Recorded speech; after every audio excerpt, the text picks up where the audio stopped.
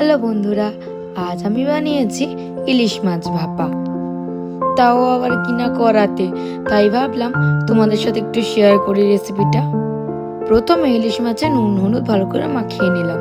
তারপরে একটা মিক্সিং জারে 1 চামচ কালো সর্ষে, পোস্ত, চালমগজ, নারকেল কোড়া, একটু সামান্য নুন আর একটু হলুদ আর একটা কাঁচা লঙ্কা আমি চিড়ে দিয়েছিলাম।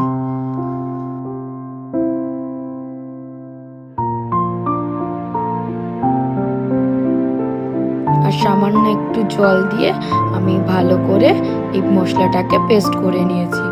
তারপরে একটা প্লেটে মাছগুলোকে একে একে সাজিয়ে তার মধ্যে মশলাটা পুরো ভালো করে মাখিয়ে নিয়েছিলাম।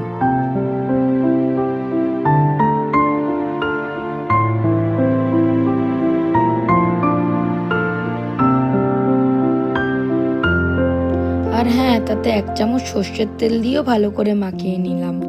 এরপর কড়াইতে তেল গরম করে তাতে একটুখানি কালো জিরে ফোড়ন দিয়ে একে একে মাছগুলো ভালো করে সাজিয়ে দিলাম।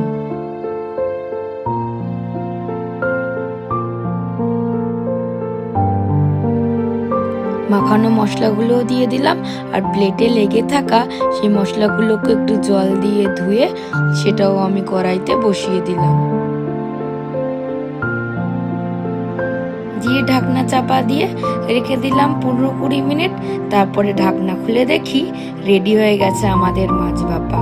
আর যখন ঢাকনাটা দেবেন একদম গ্যাসটা কম করে দেবেন। ব্যাস, এবারে কড়াই থেকে নেমে একটা প্লেটে সুন্দর করে সাজিয়ে নিলাম।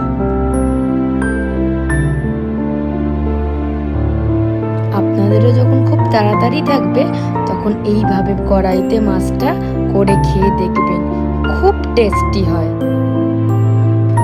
আর আমার ভিডিও যদি আপনাদের ভালো লেগে থাকে তাহলে লাইক শেয়ার কমেন্ট অবশ্যই করবেন, চ্যানেলটা সাবস্ক্রাইবও করে দেবেন।